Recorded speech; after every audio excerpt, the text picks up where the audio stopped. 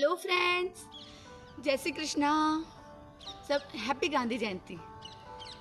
पता है, आज एक ऐसे महापुरुष का जन्मदिन है जिनका आना यानी स्वयं भगवान का आना। क्यों? आपने सोचा है कभी कि गांधी जी नहीं होते या फिर उन्होंने ये सारी लड़ाई नहीं की होती तो आज भी हम किसी अंग्रेज के घर में उसकी जी हुजूरी करते रहते हैं, है ना? गांधी जी से उठाने जैसे तो बहुत ही गुण है, बहुत बहुत, पर उनमें जो सच में हमें उठाना चाहिए ऐसे 3 गुणों पे आज हम थोड़ी सी रोशनी डालते हैं और इस चरित्र को, ऐसे महापुरुष को नमस्कार करते हैं। फर्स्ट, निडरता। इतना ब्रेव बनो, इतना ब्रेव बनो। गांधी जी खुद कहते थे, ना मैं डरने आया हूँ ना मैं डराने आया हूँ। ये एटीट्यूड डेवलप करना चाहिए कि कोई डराए तो भी मैं डरने वाला नहीं हूँ। जब आप बोल दोगे कि मैं डरूंगा नहीं, क्यों? क्योंकि मैंने कुछ गलत नहीं किया है, तो सामने वाला कैसे डराएगा? सामने वाले की हिम्मत तभी बढ़ती है जब आप डरने लगते हो। सबसे इम्पोर्टेंट, निडरता से सवाल पूछो, ऐसा क्यों, वैसा क्यों, क्यों? हमें जानना है। Be brave. गांधी जी में सबसे बड़ा गुण ये था। क्यों? क्योंकि उन्हें विश्वास था कि मेरे अंदर भगवान बैठा है, इसलिए वो किसी से नहीं डरते थे। अंग्रेज के आते ही 8 से लोग डरने लग जाते थे, मगर वो निडरता से खड़े होकर उनके सामने बोलते थे। सेकेंडरी, मौन। जब जब नीड ना होना तब तब मत बोलिए। Silence is golden.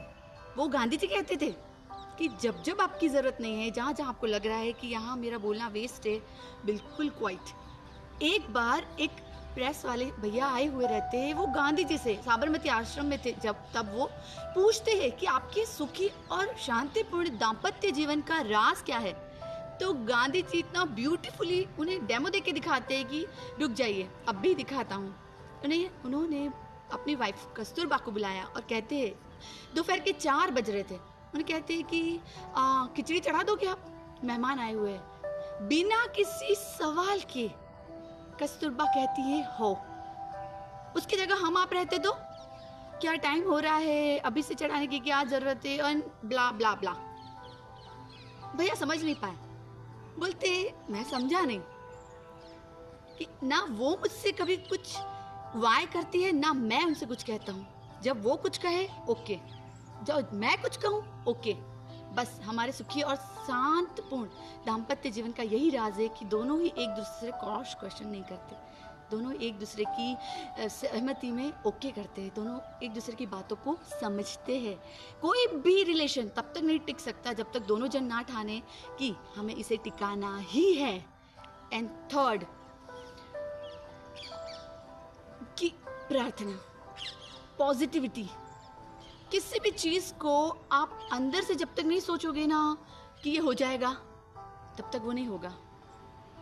मान ली तो हार है और ठान ली तो जीत है, सिंपल सी बात है।